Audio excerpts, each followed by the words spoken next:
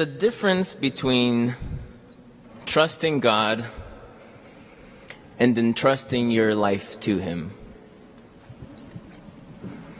One of my good friends, when he joined seminary, he went to Columbus, Ohio, and a bunch of the other Phoenix seminarians said, hey, by the way, welcome, and once a week, all the guys who are from Phoenix, we get together to hang out, and, we do good things together. We try to build the bonds. We do things like trust falls. And he goes, ha, ha, ha, ha, ha. So then, anyways, the day comes around. It's the Phoenix night. So he goes over to the place that they're meeting. He opens the door, and he sees one of the seminarians standing on a table and the other one like this. And he goes, nope, and he closes the door. When I first did a trust fall, I was like a little 12-year-old. I was on a Boy Scout camp, summer camp up in the woods, and it was really fun. And, we had this little platform. All these little kids were right below me, and I threw myself. I was, it was so cool. Years later, I did a trust fall in college. I had been doing this missionary work with a group of college students. For 5 weeks, we had traveled to different parishes in Tennessee, driving along in between for hours and hours together. And we would lead these little vacation Bible studies for kids from first grade all the way through high school, all day long. So we had this bond. We had grown to really trust each other. But then we did, midway through this, after 5 weeks, we did a little retreat ourselves. We went to a camp out in the woods. And guess what we did? We did a trust fall. And I stood on the platform when it was my turn, and I couldn't fall. I trust these people, but there's no way I could just drop myself in their hands. I just couldn't do it. I stood on that platform for like 20, 30 minutes because they were like, you're going to do this. You're going to do this, Fernando. You got this. And I was like, yeah. And I just couldn't. It was so embarrassing. And then finally one of the guys got up on the platform and kind of rocked me. He's like, come on, man, we're gonna and finally I fell, but with my butt sticking out. It was awful. It was so embarrassing. And it was like, yeah, you did it. And I was like, finally we can go. It was so, I felt miserable because trusting someone is so different than entrusting your life to them. I entrusted my life sort of to God when I was 14. Because I experienced a profound, experience of His presence, of His loving presence for me. Years later, I entrusted my life in some way, to the best of my ability, when I entered seminary. Took a huge risk in breaking up with my girlfriend and going off to college and to seminary to consider whether this might be my path or not. And then all these years later, after becoming a priest and promising obedience, I feel like I am on that platform saying, okay, Bishop, I'll go to Rome. And it's crazy. But it's one of these things because I know I'm not just trusting Bishop. I'm entrusting my life to the Lord. Because I did that a long time ago and I want to keep doing that. And I know I can do a better job of that. When you trust somebody, you think of you trust your teachers in school because you trust that they know what they're talking about, that they have authority, that they've done the proper research and study, they're qualified to teach these things, and so you trust that what they're saying is true because they have the knowledge. When you trust your friends to be the DJ at your wedding is because you trust their taste in music. I don't know. You trust people when you believe that you're on the same page. But when you entrust your life, it's a lot more radical. It's because you believe that they have your best interest. One of my nephews, he looked at me, it was over Christmas break. I was hanging out with my family. And my nephew just turned 13, and so he's starting to think kind of seriously. And he looks up at me and he goes, "Hey, Tío Fernando, do you just trust the church blindly?" Because he's seeing how I'm about to leave everything that I love here and go over there to just study. And I look at my nephew and I was like, "Do I trust the church blindly?" And I said, "No." I trust the church completely, but with my eyes open. And we have to trust the Lord with our eyes open because entrustment is a relationship. And you're not in a relationship if you just close your eyes. I also think it's important for us to entrust our lives to the Lord with our eyes open because the Lord is our shepherd. He's leading us. So in order to follow Him and entrust your life, you got to keep your eyes open to follow Him and not get led astray by somebody else. I think of the Magi today. Today is the Feast of the Epiphany. Epiphany means an intense, showing intensely, that God shows Himself. These three kings from far, far away, who probably weren't Jewish, they had their eyes open. They had been studying the stars. They had been studying the scriptures. They were looking. They had a sense that there was more. That there was going to be a Messiah, there was going to be some sort of a Savior, that God was going to not just stay up there, but come down to us, to lead us, to shepherd us. So they looked and they looked for signs, and when they saw all these signs line up and they saw the star, they went. And when you travel in the ancient world, you're taking a huge risk of your life. Because when you're traveling on camel or donkey or whatever, in the middle of the wilderness, across this huge continent, you are at risk of getting robbed, of getting killed. Perhaps they even had to hunt for their own food, so that their next meal is dependent on their circumstances and environment. So they took their life and entrusted it, all because they saw the star, the signs. They were seeking the Lord because they wanted to give themselves away. And then when they found Him in a manger. They found a baby. And yet they worshipped. So maybe one way to think of entrustment, or I should say 3 ways. I have 3 little things that I think are really important. If entrustment is going to be a letting go of my restless and relentless self-reliance, if I'm going to entrust my life to rely on someone else, I propose that the first step is gratitude. One of my friends tells his children, if you're worried and you're trying to figure things out and take control of things, if you think you're remotely in control of your life, remember that you're on a rock flying millions of miles per hour in the middle of an empty outer space in an expanding universe. You are not in control. So gratitude is to open your eyes and look for evidence that you're already in someone else's control. You're already in the hands of a loving Savior. So gratitude is this exercise of becoming aware of God's loving presence here and now. Think of the good in your life. Some people, I was doing marriage preparation for this young couple, and they had lived together, they had a couple kids, but they were finally coming back to the church, and they wanted to get right with God. And so I'm meeting with them, and I asked them, what's your lived experience of God? And they said, well, growing up, we remember going to Mass as kids with our family, and we prayed the rosary. And I was like, that's really neat. Those are beautiful things you did for God. But I'm asking, what's your experience of God? Where have you experienced His presence? And they go, well, no, we haven't had that.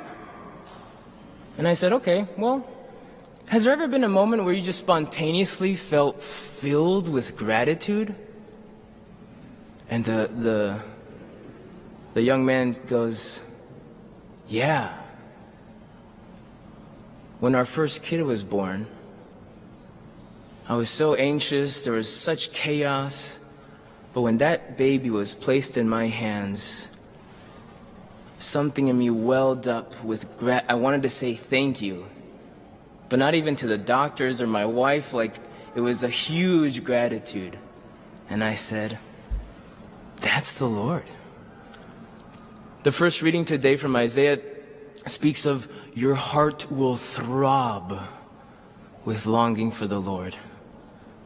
Your heart will what are the things, the moments that have made your heart throb? Those were moments of a showing intensely, where God was showing himself intensely. It was an epiphany moment. And sometimes we have those. But God is showing up in the little things every day. So it's really important to practice gratitude. Even right now during Mass, to take a deep breath, and you can thank God for the breath in your lungs, for the seat underneath you, comfortable or uncomfortable.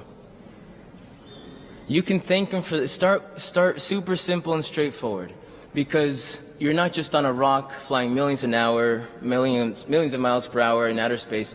You are in the hands of the Lord, who's not a ghost or a big creature who's holding you, but he is the force that sustains you in existence and everything around you. So gratitude is the first step of entrustment. It's recognizing that he's right there. Perhaps the second step in entrustment is acceptance. After the Magi took this long journey, an incredible effort, after all these years of study and their hearts throbbing with longing for God, they find a stable and a child. And they could have been like, oh no, and close the door. But they accepted it, which is a real form of entrustment. To accept life as it is, to accept God as he comes. You know, life is hard. And for me, one of my greatest joys and inspirations as a pastor has been seeing you showing up. Because I know that your life is hard, and trusting in the church is hard, but you show up, which is a little act of accepting life as it is. You haven't quit today. And that strengthens me to keep showing up. I'm doing a catechism in a year with some of my friends. Father Mike Schmitz is doing this podcast, and he's reading through the entire book of the Catechism, which is a thick book that contains all of the teachings of the church. I did 3 semesters just to study that book. And so now we're going to race through it in a year, which is ridiculous, but it's super fun. I've already missed 3 days. It's awful. I'm sorry. My friends are here. But it's so striking to me that in all of the church's teachings, the very first thing, the very first paragraph of the Catechism of the Catholic Church says, at all times and in every place, God draws near to us. So the hard part of life, of having a relationship with God, of entrusting your life to him, one of the hardest things is to accept that he's here now in these circumstances. You want God to show up, but in a really powerful way, in a way that you have no more flaws and that everyone around you lets you be. But he shows up now and here, no matter where that is and when that is. So to entrust your life to God, you have to accept. That doesn't mean approving, because sometimes you're experiencing real evil. Injustice in society, injustice in your home, broken relationships, harm that's been done to you and others. And even there, so you don't have to approve of the circumstances. First of all, it's not up to you to judge. You're not God with infinite wisdom. I have no idea what the next month is going to look like for me. But it's not up for me to approve or disapprove. It's to accept it. And friends, when we enter into gratitude, aligned to God, and we practice acceptance, we will experience freedom.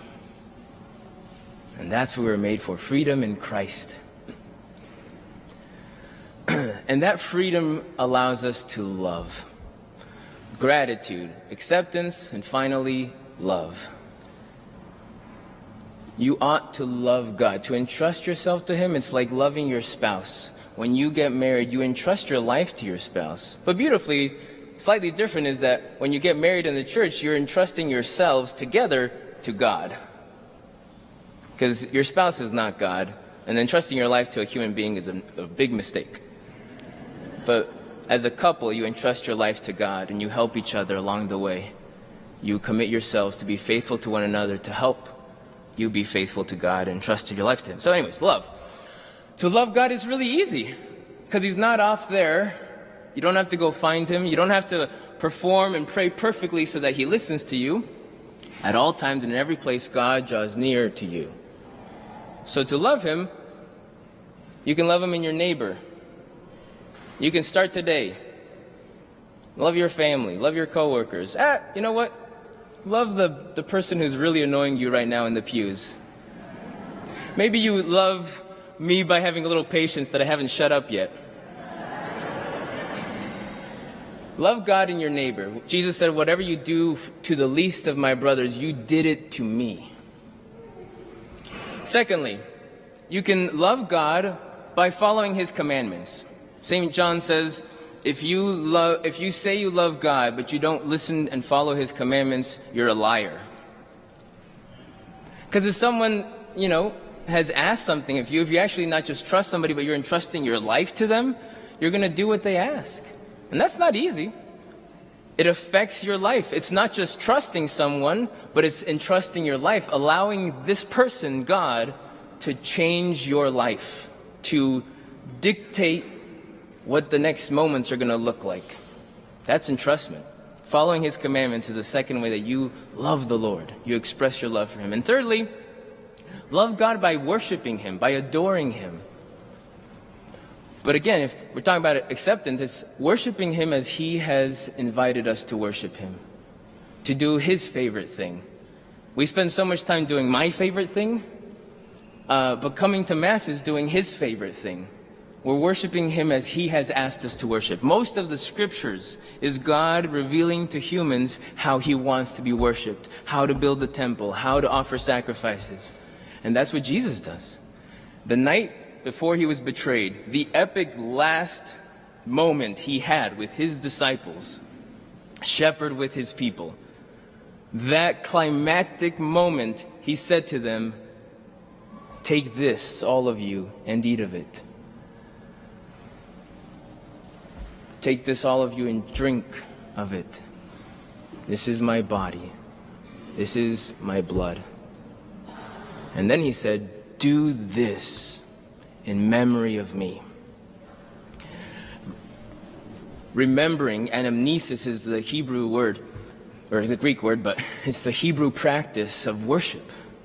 Remembrance is to allow yourself to recall what He has done, what He has said, what He has asked. Because in doing so, He is present, and you are present to Him, and you entrust your life to Him again and again. Worship Him as He asks to be worshipped. It's not easy. And it's not just the weekly Mass. You can go to daily Mass, and it's not just daily Mass, it's day to day.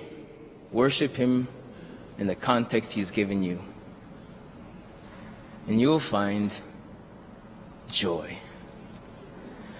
I'm so grateful for you. You are signs of God's presence to me. You've been that way for 2.5 years. I am profoundly struck.